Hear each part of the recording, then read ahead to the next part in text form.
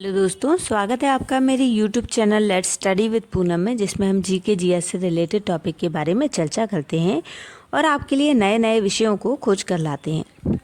तो आज हम बात करने वाले हैं नील नदी के बारे में, जो कि विश्व में सबसे लंबी नदी है। तो चलिए हम जानते हैं। नील नदी दुनिया की सबसे लंबी नदी है, जिसे अफ्रीकी नदियों की जनक कहा जाता है। यह भूमध्य रेखा के दक्षिण से निकलती है और उत्तर पूर्वी अफ्रीका से होकर भूमध्य सागर में गिरती है।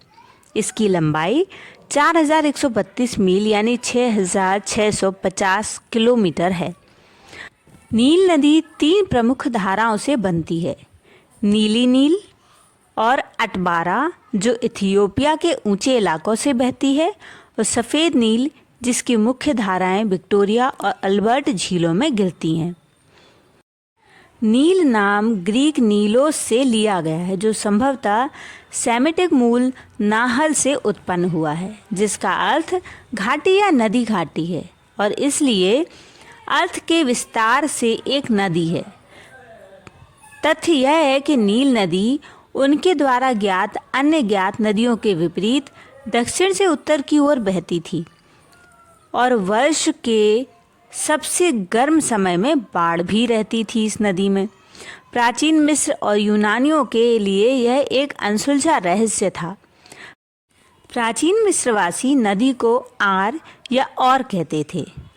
काला बाढ़ के समय नदी द्वारा लाए गए तलछट के रंग के संदर्भ में नील नदी की मिट्टी इतनी काली है कि भूमि को इसका सबसे पुराना नाम केम या केमी मिला, जिसका अर्थ था काला और अंधकार को दर्शाने वाला। मिस्र और सूडान में नील नदी को अब अल नील, अल बहर या बहर अल नील या नहर अल नील कहा जाता था। नील नदी बेसिन, जो महाद्वीप के लगभग 10वें हिस्से को कवर करता है, प्राचीन दुनिया में उन्नत सभ्यताओं के विकास और पतन के लिए मंच के रूप में कार्य करता था। नदी के तट पर वे लोग रहते थे जो कृषि की कला को विकसित करने और हल का उपयोग करने वाले पहले लोगों में से थे। नील नदी से पूरे साल पानी की उपलब्धता और क्षेत्र के उच्च तापमान के कारण इसके किनारों पर सघन खेती संभव है। अब जानेंगे नील नदी का परिवहन में क्या योगदान है। तो नील नदी परिवहन के लिए भी एक महत्वपूर्ण जलमार्ग है, खासकर ऐसे समय में जब मोटर परिवहन संभव नहीं होता है, जैसे कि बाढ़ के मौसम में। हालांकि 20वीं सदी से हवाई, रेल और राजमार्ग सुविधाओं में सुधार के कारण जलमार्ग पर निर्भरता बहुत कम हो गई है। ऐसा माना जाता है कि लगभग 30 मिलियन वर्ष पहले प्रारंभिक नील नदी, जो तब बहुत छोटी धारा थी, उसका स्रोत लगभग 18 डिग्री या 20 डिग्री उत्तरी अक्षांश पर था। तब इसकी मुख्य धारा वर्तमान अटबारा नदी रही होगी, जिसमें बड़ी मात्रा में जल निकासी होती थी। नील प्रणाली के विकास पर एक सिद्धांत के अनुसार लगभग 25,000 साल पहले विक्टोरिया झील के लिए पूर्वी अफ्रीकी जल निकासी ने उत्तर की ओर एक आउटलेट विकसित किया। वर्तमान नील नदी का बेसिन प्राकृतिक रूप से 7 प्रमुख क्षेत्रों में आता है।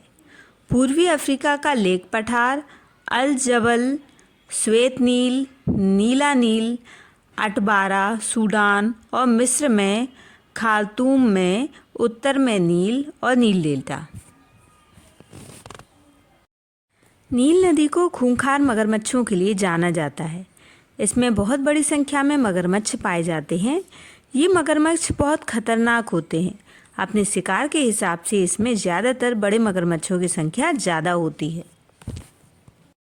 नील नदी प्रणाली में मछलियों की कई किस्में पाई जाती हैं।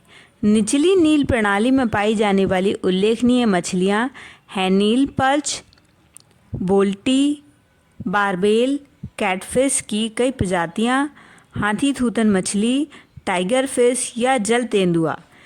अब जानेंगे कि नील नदी कितने देशों से होकर गुजरती है। तो Burundi, Rwanda, Tanzania, Uganda, Kenya, Congo लोकतांत्रिक गणराज्य, दक्षिण सूडान, सूडान, नील नदी अफ्रीका की सबसे बड़ी झील विक्टोरिया से निकलकर विस्तृत सहारा मरुस्थल के पूर्वी भाग को पार करती हुई उत्तर में भूमध्य सागर में उतर जाती है। इस तरह से दोस्तों हमने नील नदी के बारे में कुछ बेसिक जानकारी जानने का प्रयास किया है।